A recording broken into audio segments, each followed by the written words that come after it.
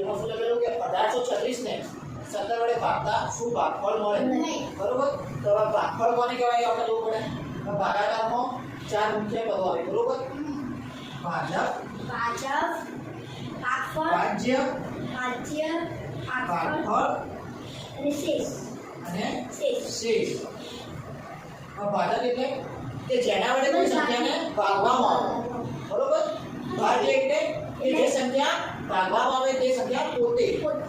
ભાગફળ એટલે ભાજક દ્વારા ભાજ્યને ભાગવાથી જે પરિણામ મળે એને શું કહેવાય? ભાગફળ. અને શેષ જે નીચે વધે એને શું કહેવાય? શેષ. બરોબર. તો આપણે દાખલો ગણીએ કે 1836 ભાગ્યા 17. 17 એકા 17 શું વધશે? 1 હોય 0. તો આપણે એકમ દશાંશ શું મૂકવું પડશે? 0. બરોબર. ઉપરથી શું થશે? 3. 17 ને એટલે 17 વડે કાઢી શકીએ? ના. તો ઉપરથી શું ઉતારવું પડશે? 0. પણ ઉપર એના માટે આપણે શું મૂકવું પડશે? 0. હવે 17 ના ઘડિયામાં 136 ને આવે 17 8 136 0 0 0. આ શું કહેવાય?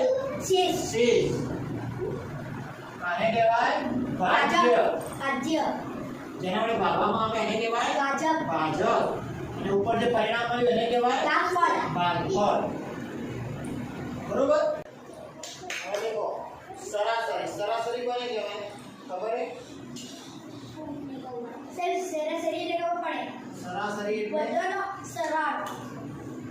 સરાસરી એટલે કોઈ સંખ્યા આપેલી હોય, ગમે એટલી સંખ્યા આપેલી હોય. બરોબર. તો શું કરવાનું? આપેલી સંખ્યાઓનો સરવાળો ભાગ્યા કુલ સંખ્યા. આપેલી સંખ્યાઓનો સરવાળો અથવા ભાગ્યા કુલ સંખ્યા. બરાબર. એટલે શું થાય? સરાસરી. બરોબર. 18 14 19 અને 23 ની સરાસરી શોધો. તો શું કરવું પડશે? આપેલી સંખ્યાઓનો સરવાળો. એટલે 18 14 19 23 ભાગ્યા. હવે કુલ કેટલી સંખ્યાઓ છે? 1 2 3 અને 4. બરોબર. 18 ને 14 32 32 ને 19 51 74 ભાગ્યા 4. હવે દેખો 4 એકા 4 કેટલા વધી? 34 અને 4 અઠા 32. તો પણ બે શેષ વધે. તો આપણે શું કરવું પડશે? એકમ દશકને ભાગવું પડશે. 74 ભાગ્યા 4. 4 એકા 4 3 ઉપરથી ઉતાર્યો 14 4 અઠા 32 2 શેષ શું મળી? 2. આપણે તો શેષ 0 લાવવી પડશે સરાસરી કરવા માટે. તો શું કરવું પડશે? ઉપર પોઈન્ટ મૂકવું પડશે અને નીચે શૂન્ય મૂકવું પડશે. બરોબર. તો હવે 4 ના ઘડિયા 20 ક્યાં આવે? 4 5 20. તો શું જવાબ મળ્યો આપણને? 18.4. તો આપેલ સંખ્યાની સરાસરી શું થાય? 18.4. બરોબર. તો આપણે શું કરશું?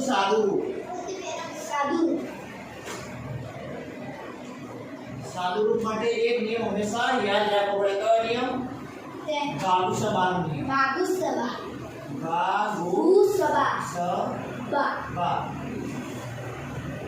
ભાગુસભા એટલે ભા એટલે ભાગાકાર. ભુ એટલે ગુણાકાર. સ એટલે સરવાળો. અને બા એટલે બાદબાકી. બરોબર. હવે ધારો કે કોઈ સંખ્યા આપેલી છે. બરોબર. એ 45 ભાગ્યા 3 વત્તા 2 વત્તા 20 ઓછા 6.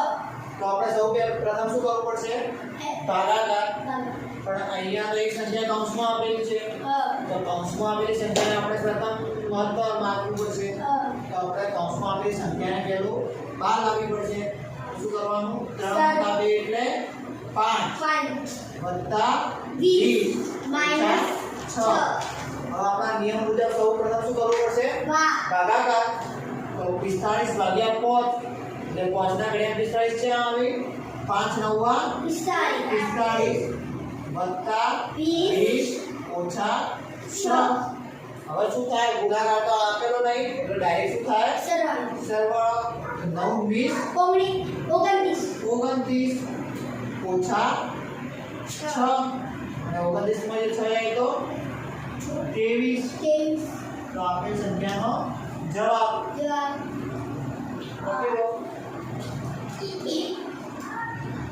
તો આપેલ ચાલુ કરવા આપણે નીલભાઈને બોલાવશું નીલ જલ્દી કરો ચાલો